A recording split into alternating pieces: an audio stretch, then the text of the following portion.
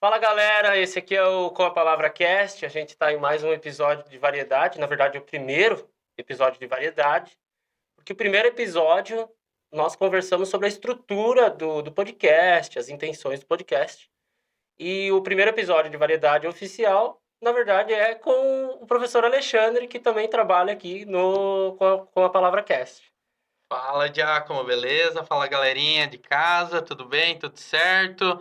Então, vamos começar o episódio 3 já. E eu vou ser o entrevistado de hoje, olha só que legal. A gente recebeu muitas devoluções positivas, né, sobre o primeiro episódio.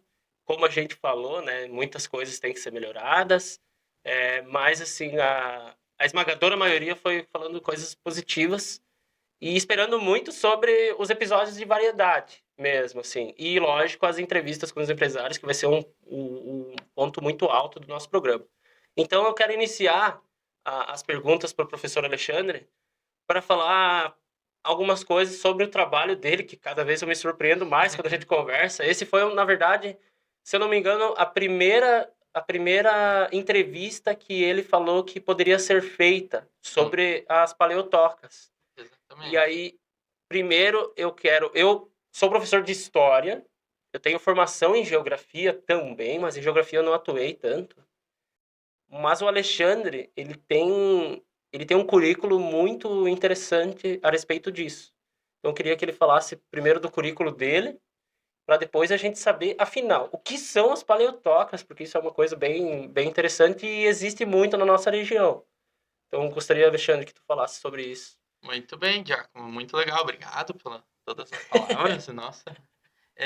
Mas é uma pesquisa muito interessante, muito legal e muito diferente, porque envolve trabalho de campo, envolve, assim, um tema que é pouco explorado, assim, não é tão divulgado na mídia e tal, e fica mais num campo científico, né? Por isso que é importante o que a gente está fazendo agora, é a divulgação científica, né? Isso, Popularizar a ciência para as pessoas, isso. aproximar as pessoas das pesquisas científicas.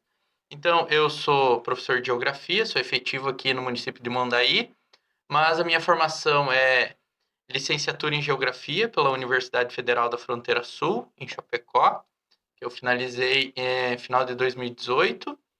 E aí, em 2020, eu passei a fazer mestrado em Ciências Ambientais na UNO Chapecó. Tá? Então, eu sou mestre em Ciências Ambientais também. Emendou logo depois da formação, já Um ano há depois. um ano depois. Eu trabalhei no Estado como professor em 2019 e daí para 2020 eu iniciei o mestrado, bem durante a pandemia. Foi um desafio ainda maior, mas deu tudo certo, né? E o mestrado, assim, você tem que desenvolver uma dissertação, então aí que eu aprofundei essa pesquisa sobre as paleotocas. Bom, e daí, antes de perguntar exatamente a tua vida com a paleotoca, com esse estudo, eu queria que tu esclarecesse, porque se, assim, eu sei mais ou menos o que são as paleotocas, mas tipo, o que, assim, o que tu pode explicar para ficar mais claro. E também a questão do solo. Eu tenho uma curiosidade, a questão do solo. Se é em todo tipo de solo que tem essas paleotocas, essas coisas assim. Tá. Então, antes de chegar a falar sobre o que é uma paleotoca, na verdade, elas são cavernas, tá? A gente está falando aqui de cavernas. Geografia tem a ver com geologia, ciências ambientais. Então, foi esse o ramo que eu desenvolvi a minha pesquisa. Então, paleotocas são cavernas, cavidades naturais, como se diz na ciência, tá? E a paleotoca é um dos ramos, dos tipos de cavernas que foi escavado por mamíferos extintos da megafauna. É isso. A Tipo, paleotoca é uma toca de um animal que existiu há milhares de anos atrás. eu vejo algumas reportagens, às vezes sem querer, principalmente daquele animal que a gente popularmente chama de preguiça gigante, né? Mas ele tem Exatamente. outro nome científico. Então, os animais que tinham hábito fossorial, que é o termo científico, de escavar tocas. Preguiça gigante e tatu gigante. Esses animais são da megafauna, a megafauna ela foi extinta aqui na América do Sul. Houve uma grande extinção em massa. Nem todos foram extintos, mas houve uma grande extinção em massa na transição ali entre o Pleistoceno e o Holoceno, tá? Que são as épocas geológicas, tá? Então, esses animais, eles viviam no Plioceno e no Pleistoceno. São animais que viveram, então, de 5 milhões de anos atrás até a sua extinção, ela foi ocorrendo em etapas, assim, mas o fim do Pleistoceno é 11.700 anos atrás. E há registro de algumas preguiças que ainda, alguns grupos que sobreviveram até 3, 4 mil anos Então atrás. elas conviveram com os Sim, primeiros habitantes da América, né? conviveram com os seres humanos, tanto que tem indício de predação. O ser humano predou preguiça gigante. Até durante a tua fala vai rodar algumas imagens assim, a gente Sim, pode com colocar certeza, vamos para colocar assim. ficar mais claro, Nossa, né? fica muito melhor a Sim, sim, explicação. sim. E além das preguiças gigantes, existiam também os tatus gigantes. Aquele que tinha uma, não sei se eu chamo carapaça, mas ele tinha uma proteção assim, Sim, né? é a estrutura do tatu, né? Uhum. Ele tem aquela carapaça, assim, é o termo. E aí são várias espécies que escavavam também e faziam as suas tocas. Por serem animais muito grandes, então eles deixavam essas tocas enormes, gigantescas. A preguiça gigante, a média de tamanho, do focinho até a ponta do rabo, 5 metros, mais ou Uhum. menos. O tatu 2 metros de largura por 1,5 metro de altura.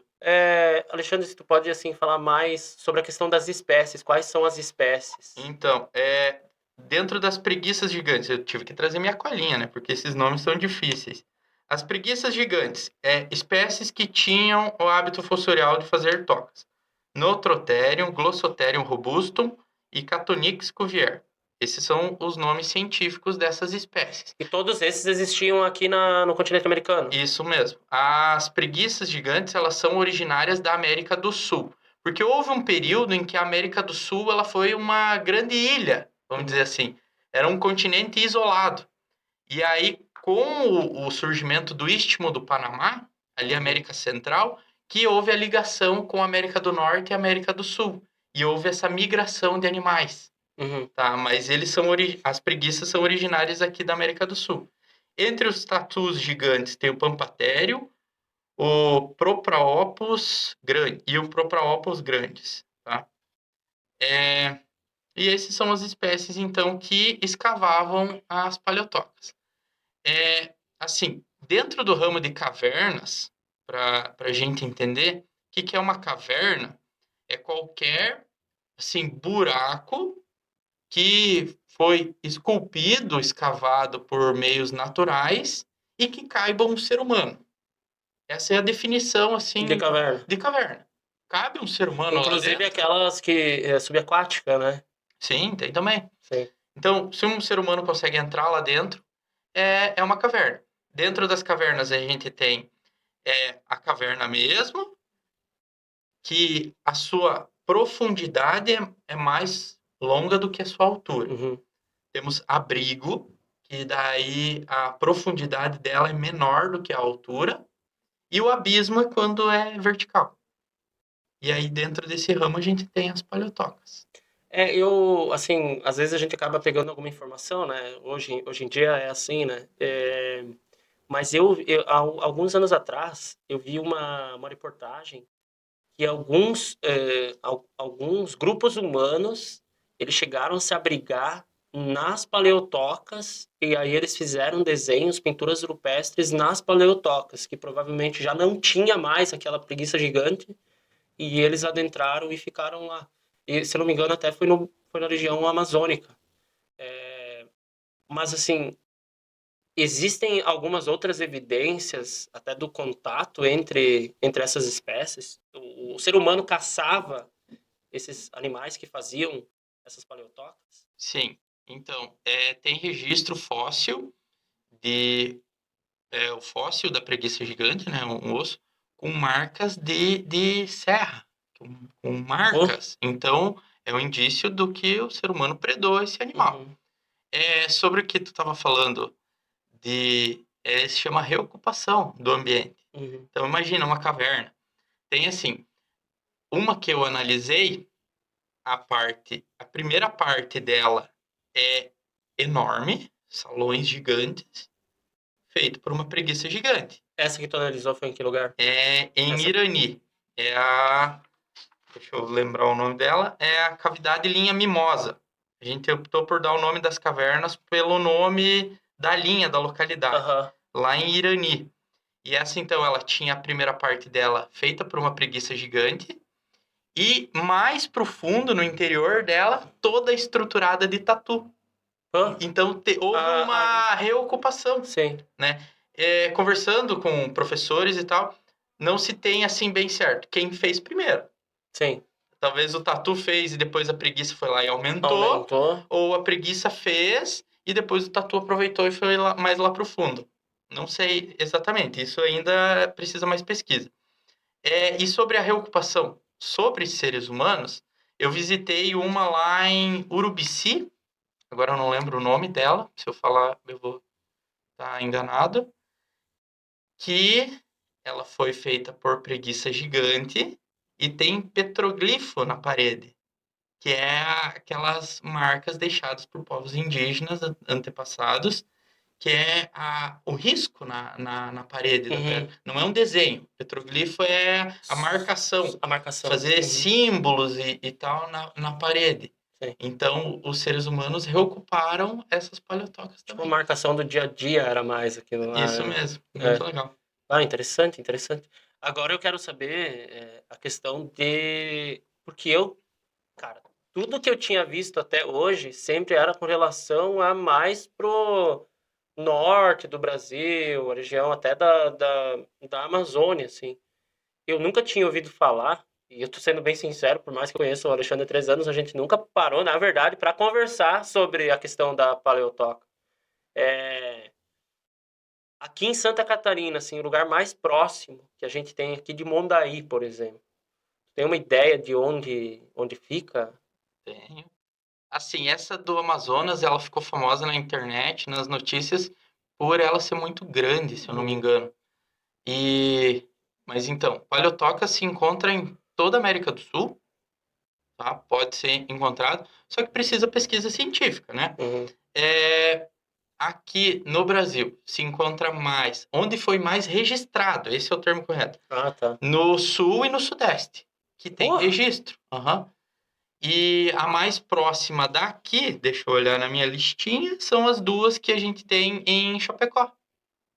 Ah, tem em Chapecó isso? Sim. Barra. A Nossa Senhora da Sé de Figueira, ali na linha Nossa Senhora de Sé de Figueira, tem duas.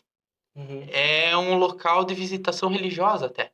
Porra. Tem toda a estrutura lá da igreja e são duas paleotocas. E a outra mais Tá, peraí, próxima peraí. A questão religiosa fica dentro da paleotoca?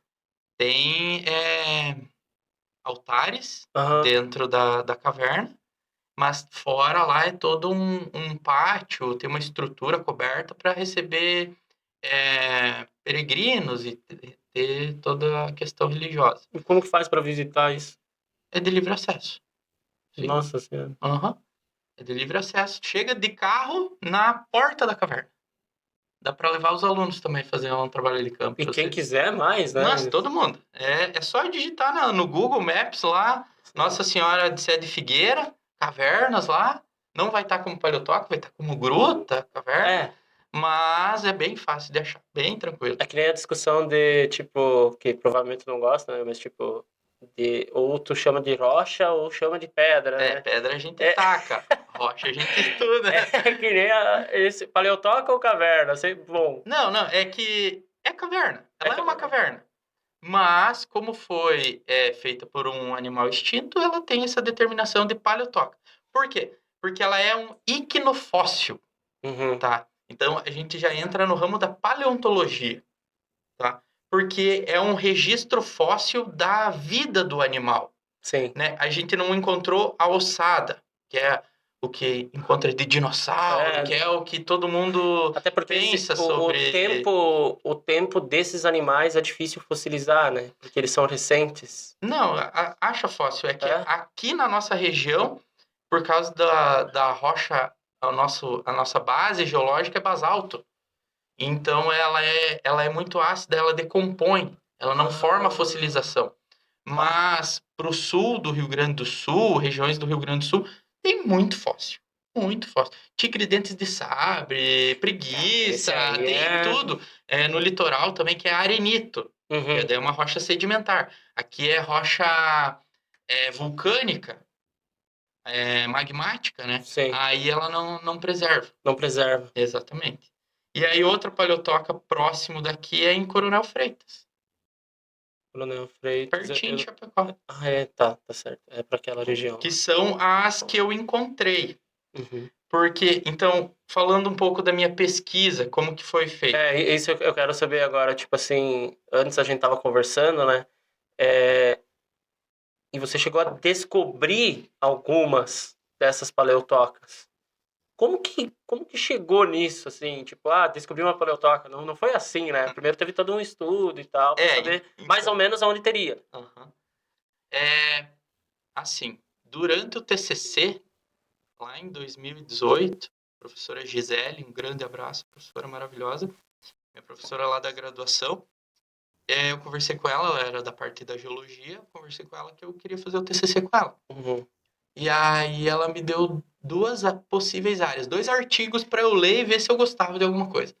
Ou paleotocas, um artigo falando sobre paleotocas, ou palinologia, que aí você analisa o pólen, tu tira um extrato de terra, né? Sim. E aí você analisa o pólen do passado, para reconstituir a vegetação do passado.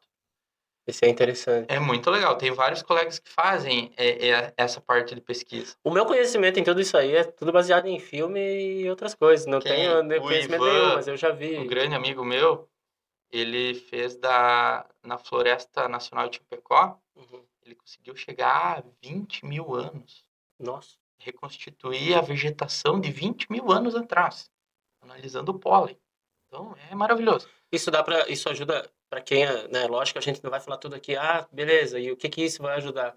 É que, na verdade, tem coisas que a gente consegue perceber como as plantas se adaptaram naquele período e saber o clima, e a gente consegue, através de pesquisa, quem trabalha com essa parte, melhorar até a agricultura. Com certeza. Né? Então, assim, todas essas coisas são interligadas. Porque às vezes, essa informação passa meio, por que vão fazer esse tipo de pesquisa de tantos anos atrás? Justamente é para ajudar no desenvolvimento de algumas coisas para o futuro. E uma dessas coisas é a própria agricultura mesmo. E entender as mudanças climáticas, né? Sim. E aí, então, quando eu li aquele artigo sobre as paleotóxicas, nunca tinha ouvido falar também. Nada, não é um assunto assim. Eu falei, meu Deus, mas existe isso? Como assim? E aí eu comecei a estudar. E eu falei, é isso, vou pesquisar isso. E aí, então, lá pro TCC, nós visitamos 3 cavernas. Lá, 2 em Irani e uma em Lindóia do Sul. Daí a gente analisou essas 3 e uma já se sabia que era uma paleotoca. Que já tinha tido um encontro e tinha sido analisada ela, então já sabia que era uma Uma paleotoca. análise meio prévia, assim. Isso. E aí as outras 2. Aí qual que era o meu trabalho? Pegar o ponto de GPS, saber onde ela tá bem certinho e medir todas as paredes internas. Medir tudo. Tá louco? Mas quanto tempo tu tinha pra fazer isso? Foi muito trabalhoso. Sim. Ficamos 1 dia, 2 dias em cada caverna. Tu mede de metro em metro. Essa é a metodologia. A partir da porta da caverna, você mede a largura e a altura. Anda 1 metro, largura, altura. Nossa. 1 metro. E isso é meio... Isso aí faz quantos anos que tu fez? Foi em 2018 e depois 2021. Tá, mas ali, tipo, era mais manual ou tinha uns equipamentos mais tecnológicos? No TCC, totalmente manual. Fomos com treina, lanterna da lojinha ali e sem equipamento, tudo meio, meu Deus do céu. Não tem como associar isso, pelo menos eu, que sou da década do final dos anos 80, com Jurassic Park, por mais que não seja do mesmo período, muito distante, mas, tipo, é muito marcante pra mim, né? Porque, assim, querendo ou não, a gente puxa assuntos que são nossos, né? A parte do Alan, que é o arqueólogo, ele lá com um pincelzinho, né? Passando no fóssil, muito manual. Só que esse filme é da década de 90. Sei lá, acho que o primeiro Jurassic Park é lá de 95, talvez um Por pouco aí. antes. E aí tu tá me dizendo que ainda tem esse trabalho que ele é manual em 2018, para Sim. ver. É que são coisas assim, não é que é frágil, mas tem que ser muito cuidadoso, né? E é que nem na geografia, é o trabalho de campo, é o trabalho de Aham. base. Toda base científica teve que ir a campo, né? Então, até hoje, precisa ter o trabalho de Sim. campo. Né? Ir lá, se sujar, arrastar no barro, na lama, cheio de morcego dentro das cavernas, fedor. Meu Deus, foi muito desafio, né? Então, essas medições foram acontecendo assim. Muito legal, muito legal. Eu também, né? Fico pensando assim, ó, eu tenho certeza absoluta que eu ter me formado em geografia ajudou muito a entender algumas questões de história. Até tem uma frase que ela não é minha, mas eu não lembro de quem é, que, por exemplo, a geografia estuda o tabuleiro e a história estuda as peças em cima do Olha tabuleiro. só, legal. Um depende do outro. Sim, com E isso certeza. é muito interessante, porque É, ajuda a gente a ciências entender. humanas, né? É muito, muito interessante. E tanto que a geografia ela tem a parte humana e a parte física, né? Uhum. E tudo tá interconectado. Né? Não tem como. É indissociável o ser humano da natureza, né? E aí, então, continuando, depois no mestrado, a gente seguiu com a pesquisa. Aí mudou. A Gisele era minha orientadora e a Miriam era a minha co-orientadora no TCC. Uhum. Aí inverteu. Para o mestrado, a Miriam virou minha Ah, orientadora e sim. a Gisele a co-orientadora. E aí a gente chamou outro co-orientador, que é o professor Francisco Buchmann, que é só o maior especialista em paleotocas do Brasil. Nossa. E Sim. E ele. ele era anteriormente era da Federal do Rio Grande do Sul, e agora ele está trabalhando em numa estadual em São Paulo. Mas ele é aqui da região. Ou ele Ele é. estava em Santos, São Uhum. Paulo. A gente Uhum. conversava só pela internet. Sim, sim. E aí foi dele o princípio das pesquisas assim no Brasil, que era o projeto Paleotocas. E daí por isso que tem tantas aqui no sul registradas. Eles saíram procurar paleotoca, Procurar. né? E aí pro mestrado eu decidi então, a gente decidiu seguir nessa pesquisa e fazer algo mais ousado, achar cavernas. Porque não é tão fácil achar uma caverna. Sabe? Não tem como sair no meio do mato procurando caverna, Procurar. É. né? E aí, o que, que eu fiz? Eu delimitei a área de estudo, oeste e extremo oeste, eram mais de 80 municípios, e eu liguei para todas as prefeituras. Foi um trabalhão, Desses. para tentar achar aviação em obras, Uhum. alguém que soubesse que tivesse alguma caverna. E assim, turismo, meu, E às vezes eles nem sabem direito, né? Tipo, não. ah, tem uma gruta lá, mas ninguém Então, vai, porque é no meio do várias matão. grutas eu cheguei nessas grutinhas religiosas. Oh, oh. Nada a ver, né? Sei, sei. Mas é que é gruta, é caverna. E aí, então, que surgiu a ideia, né, de encontrar cavernas para saber o que que ela é. Porque, Uhum. vou achar uma paleotoca. Uma o quê? É. Quem quer saber? Então eu Sim. falava, eu quero achar uma gruta, uma caverna, tem alguma coisa nesse sentido, para daí depois chegar lá, analisar e ver se era realmente uma paleotoca. Então, a partir disso, no TCC a gente analisou 3 cavernas que já eram conhecidas, mas para o mestrado eu analisei 13 cavernas que não tinham registro algum científico. E daí, Todas no caso. inéditas. Então, no Todas. caso, daí ficou no teu nome esses Sim, registros? porque quem cuida das cavernas no Brasil é o SECAV, Uhum. Centro Nacional de Pesquisa e Conservação de Cavernas, ligado ao ICMBio. Lá tu faz um cadastro e tu pode cadastrar cavernas lá. E aí eu cadastrei essas novas inéditas cavernas. E aí nessa pesquisa a gente encontrou 3 paleotocas, que é as 2 de Chapecó e uma de Coronel Freitas. E fora as outras que são, algumas são cavernas e outras são grutas, abrigos. É interessante que esse tipo de achado, né? Ele pode virar ele acaba virando um ponto turístico, né? Pode ser E também. quem acaba ganhando é o próprio município mesmo, né? Sim, Às vezes os municípios têm isso, às vezes eles não enxergam o próprio potencial que tem em sim. algumas coisas, que nem nesse caso. Eu tô bem animado, ainda mais com a questão, assim, a questão dos animais e a convivência, né, com os humanos, assim, nessa região, e o que deixaram, né? Sim. Não foi encontrado tanto. Eu não encontrei nenhum vestígio assim nas paleotóxicas que eu analisei por causa dessa questão do nosso solo, né? Mas no litoral se encontra a marca da garra Uhum, na parede. É, pode ser encontrado algum tipo de fóssil. Eu não encontrei nenhum, porque a caverna é um ambiente propício para preservação, sim. né? Então pode ser que encontre alguma coisa. Bom, Alexandre, uma curiosidade, né, que surgiu ao longo da entrevista no Brasil, quantas paleotocas existem? Qual o país que mais tem paleotoca, talvez que tu saiba? Uhum. Como que funciona essa questão da contagem? Tu falou do registro, né? Isso. Mas assim, registrado, quantas tem? Então, lá no Secave, que é o portal lá do ICMBio, então tem mais de 20 mil cavernas registradas aqui no Brasil. Nossa. 20. Cada pouco atualiza, né? Então Sim, já sim. tem mais de 20 mil. O estado que mais tem, com 45%, é Minas Gerais. Minas É Gerais. isso, de cavernas, por causa do terreno. Chama terreno kárstico, que é o terreno propício para a formação de cavidades naturais. As cavidades naturais, Bom, formadas pela água e tal, todo o processo geomorfológico de criação de cavernas. Santa Catarina tem menos de 1% das cavernas, tá?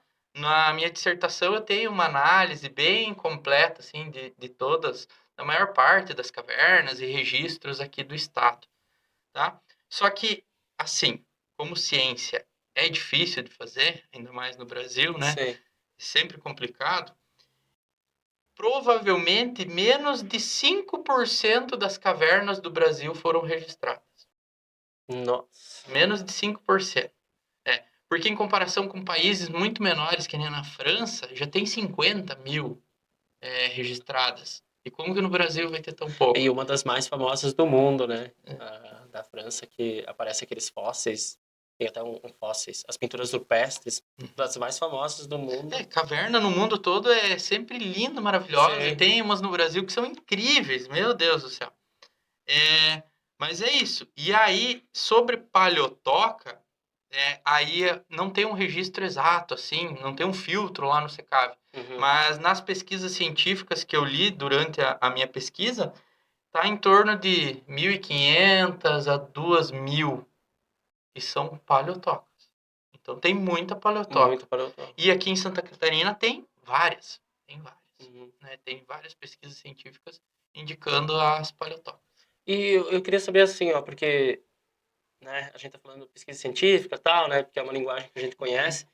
Mas, por exemplo, existe algum registro? Tu meio que mencionou isso, mas assim, queria saber se tem algum lugar que eles fizeram alguma ligação das paleotocas, falando de alguma lenda, sabe, algum mito, acreditava em alguma coisa, sei lá, tipo, caiu um raio ali, ou sei lá, algum animal mitológico nosso aqui do Brasil, um animal místico, foi lá e criou. Tem algum município que tem? Então, Giacomo, sobre o misticismo e tal, assim, o que eu mais ouvi, que não foi assim num lugar específico, mas é do tal do ouro dos jesuítas. Ah, Sabe? sim, sim, Isso sim. é o que eu ouvi em várias. Que teve uma que eu cheguei que até tinham tentado escavar, não, mais do que uma, escavar um pedaço lá, tentando achar a tal da panela de ouro. Dos que os jesuítas deixaram para trás e não Sério. sei o quê. Isso é o que mais apareceu. Mas ainda ligado assim a um misticismo, a religião pode ser, né? Sim, sim. Né? A maior parte das cavernas que eu analisei tem algum altar religioso lá, Uhum. né? E eu registrei isso em foto e tal. E aí eu não pude deixar essa parte de lado na minha pesquisa, porque é uma presença constante. Tem caverna, tem algum altar religioso ali. E aí eu fui Talvez porque é pesquisar. um lugar naturalmente seguro, né? Também. Pois é, na minha pesquisa, o que, que eu encontrei é que as cavernas são relacionadas a lugares de milagres, né? Uhum. Tem toda essa ligação e também um contraponto entre luz e escuridão. Hum. Porque os altares religiosos estão sempre na parte onde que há luz, a luz natural do Sim, sol. sim. Nada lá no fundo. Numa entrada, assim, lá no fundo Isso, do escuro tem aquela isso, réstia, que os antigos falavam réstia, né? Minha mãe fala, réstia de sol, e daí lá é o altar. isso. Então tem essa conexão. Então é lugar de peregrinação, de orações, né? Mas é uma caverna, é uma palhotoca, né? Tem tudo isso. Tá, mas Mas aí, por exemplo, se vai ser feito um estudo ali na paleotoca, é, como que funciona, tipo, se tiver um altar? Ele tem que ser removido ou pode continuar não, normal? eu fiz as medições Sem precisar. sim, porque tem alguns que até são fixos lá, Aham. né? A pessoa não, então Não não interferem, não não interfere em atrapalhar em nada. nada. Interessante, muito interessante. E assim, eu queria saber então, né, para ir já dando uns finalmentes, quais são os maiores desafios para fazer esse tipo de estudo no Brasil, sobre as paleotocas? O que que tu enfrentou assim de dificuldade para fazer isso? A maior dificuldade é realmente encontrar, né? Uhum. Não é fácil achar uma caverna e quem dirá uma palhotoca, né? Porque, nossa, que o meu irmão me ajudou muito, abraço Gui, durante a pesquisa.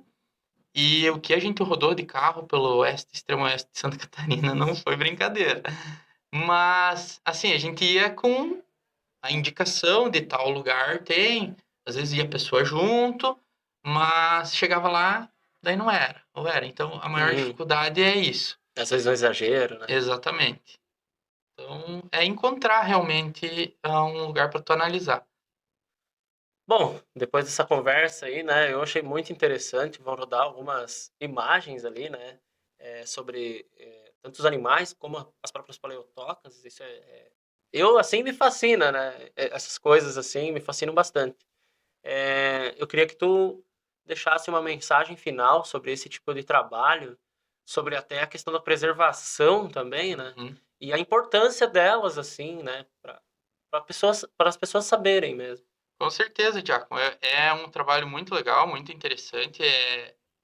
Como tu falou antes do turismo, seria maravilhoso, né? As pessoas visitarem, conhecerem esses lugares, até porque caverna é patrimônio da União, né? Só para Ah, deixar claro isso. é Então, protegido, é né? protegido, né? Então, eu tenho uma caverna na minha propriedade.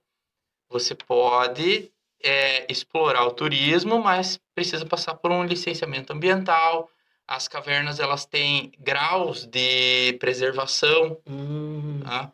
Tem as mais importantes, as menos, mas todas precisam passar por um licenciamento. Não pode destruir caverna, não pode fazer mexer nela, é tá? crime. É crime, né? Ela é patrimônio da União, porque é o subsolo, Uhum, entende? sim. Né? Então é o território nacional, então é nesse sentido da preservação. Então, imagina, é vantagem para a pessoa, né? Claro. Explorar, né? Fazer um turismo, acaba fazendo um turismo rural, fazer uma visitação em vários desses locais, isso é muito interessante, né? Então, fica a mensagem de preservar esses ambientes, né? E incentivar a pesquisa, o estudo, porque depois que eu terminei o mestrado, chegaram outras indicações, Uhum.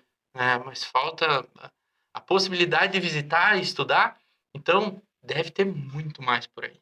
Muito mais. Até essa questão do turismo, né? Às vezes as pessoas não. ah, Isso era mais antigamente, né? Hoje em dia as pessoas estão se abrindo bastante, mas ainda tem alguma resistência porque acham que vão perder alguma coisa. Na verdade, não. Você consegue fazer uma parceria com a prefeitura ou com Sim, alguns outros órgãos. O turismo, ele gera lucro. com Ele gera certeza. lucro para aquele proprietário e tal. Isso é Sim, muito, muito interessante, porque valoriza a própria propriedade, assim, né? Ela tem uma imagina. valorização. econômica, lógico, mas cultural, assim, é inestimável o valor cultural.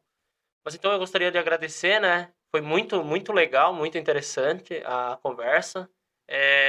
Mais para frente nós vamos ter outras conversas sobre outras áreas e eu espero que seja tão empolgante como foi essa, porque eu gostei bastante, eu adoro esse tipo de assunto.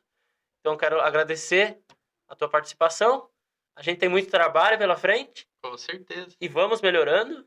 E é isso aí, galera. Valeu, até o próximo episódio. Valeu, gente. Brigadão. Obrigado, Giacomo, pela oportunidade. Sempre maravilhoso falar sobre o que a gente gosta, né? Nossa, Verdade. eu poderia ficar aqui 3 horas falando, mas ia ficar um pouquinho longo o Ia episódio. ficar meio longo, daí não ia dar certo. Mas O é editor ia maravilhoso. se lascar um Ai, meu pouquinho. Deus. Mas obrigadão pela oportunidade e vamos seguindo e assistam os próximos episódios que cada vez vai ficar melhor. Obrigadão, abraço e até a próxima. Valeu, valeu.